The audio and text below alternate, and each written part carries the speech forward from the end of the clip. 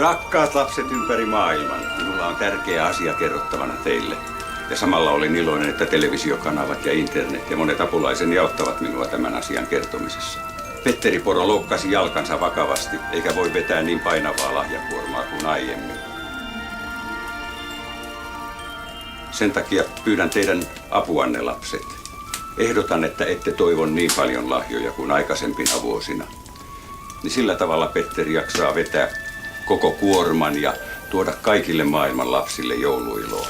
Hyvät lapset, olkaa kilttejä, niin minä muistan teitä kaikkia.